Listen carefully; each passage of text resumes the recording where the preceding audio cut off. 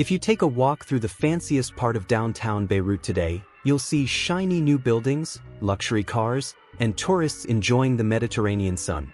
But if you look up, right in the middle of all that wealth, there is a massive 26-story concrete skeleton completely shredded by rockets and bullets. It honestly looks like a glitch in the Matrix. Why is a destroyed war ruin sitting in one of the most expensive neighborhoods in the city? This is the Beirut Holiday Inn. It was built to be the ultimate luxury vacation spot, but it only stayed open for a single year before it turned into a literal battlefield. Here is the crazy story of how a dream hotel became a 50-year-old ghost. To really get how this happened, we need to rewind to 1974. Back then, Beirut was famous. People called it the Paris of the Middle East. It was a playground for the rich and famous, and this brand new Holiday Inn was the absolute crown jewel of the city.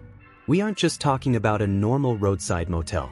This place had 400 rooms, a movie theater, high-end restaurants, and a rotating restaurant right on the roof. You could eat dinner while the whole room slowly spun around to give you a 360-degree view of the ocean. It was peak luxury, but that glamorous dream barely lasted a year. In 1975, a brutal civil war broke out in Lebanon.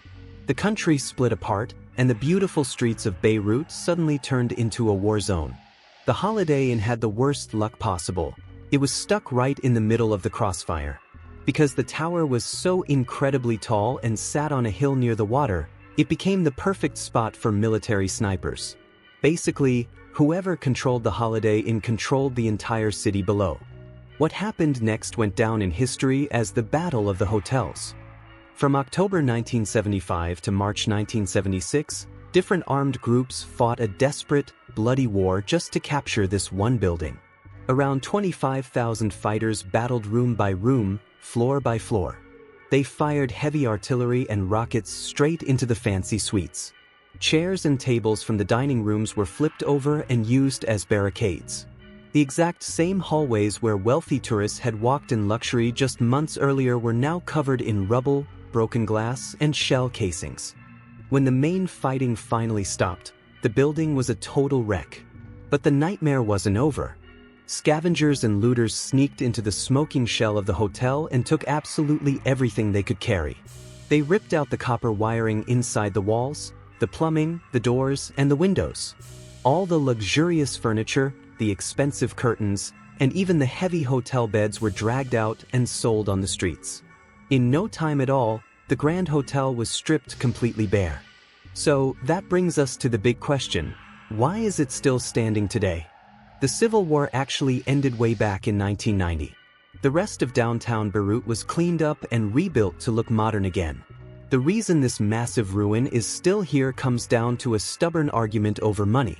The building is owned by two different real estate groups. One side wants to tear it down completely and build a new, shiny skyscraper. The other side wants to clean up the damage and turn it into super expensive apartments. Because they refuse to agree, the building just sits there, trapped in legal limbo. If you try to explore inside the Holiday Inn today, you won't get far. It is sitting in a strict military zone, and the army heavily guards the gates. Inside, the floors are completely silent.